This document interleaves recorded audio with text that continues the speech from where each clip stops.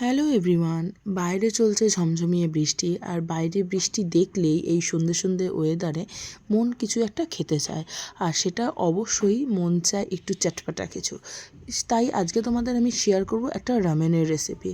Ramen যেহেতু এখানকার নয়, কিন্তু আমি চেষ্টা করব একদম দেশি স্টাইলে রামেনটা তৈরি করার।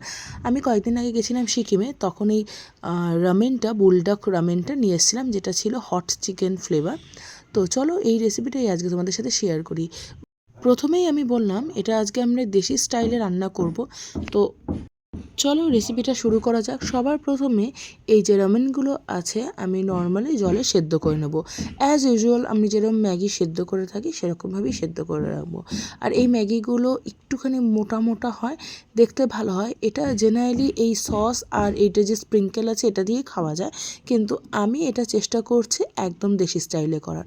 সবার প্রথমে কড়াইয়ে তেল গরম করে ওর মধ্যে দিয়ে দেবো আমি দুটো ডিম। সেটাকে আমি ভালো করে ভেজে নেব এবং এর মধ্যেই আমি পেঁয়াজ কুচি দিয়ে দেবো। আর তোমরা চাইলে একদম দেশি স্টাইলে করতে গেলে এর মধ্যে দুটো আলুও দিতে পারো, তো কোনো অসুবিধা হবে না। তো আমি যেহেতু আলুটা স্কিপ করেছি, এর মধ্যে দুটো ডিম দিয়ে ভালো করে ফেটিয়ে নিয়ে এর মধ্যে দিয়ে দিলাম পেঁয়াজ কুচি, দিয়ে ভালো করে ভাজা ভাজা করে নেব। আর অবশ্যই এটা খেয়াল রাখতে হবে ডিমটা যেন বেশি পুড়ে না যায়, অবশ্যই তার সাথে পেঁয়াজও যেন না পুড়ে যায়। ভালো করে ভাজা করে নিলাম। এবার এর মধ্যে দিয়ে দেব যে রামেনটা আছে সেটা। আর অবশ্যই কেউ ভুলেও লঙ্কা অ্যাড করতে যেও না, তাহলে এই রেসিপিটা একদমই খাওয়া যাবে না, কারণ এটা বীভৎস পরিমাণে ঝাল হয়। আর তোমরা যারা ঝাল পছন্দ একদমই করো না, তো তাদের আমি সাজেস্ট করব এই যে সসটা রয়েছে সেটা পুরোটা দেবে না, সেটা কিছুটা দেবে আর কিছুটা রেখে দেবে, কারণ ওই সসটাতেই মেনলি বীভৎস ঝাল থাকে এবং ওই ঝালটাতে পুরো ঝাল হয়ে যায়।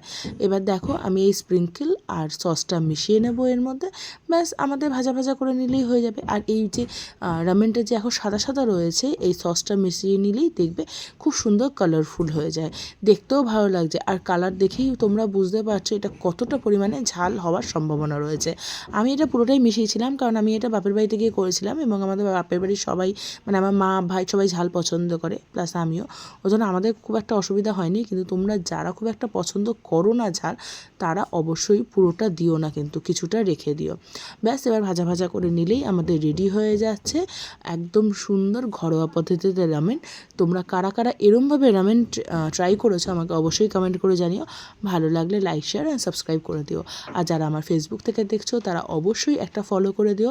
আর ইউটিউব থেকে যারা দেখছো তারা কিন্তু খালি রেসিপি দেখে চলে যেও না, অবশ্যই একটা সাবস্ক্রাইব কিন্তু করে যেও। তোমাদের এই সাবস্ক্রিপশন করাটা আমার কাছে বিশাল একটা আনন্দের বিষয়। তো আজ আসি, দেখা হচ্ছে অন্য কোনো রেসিপি নিয়ে।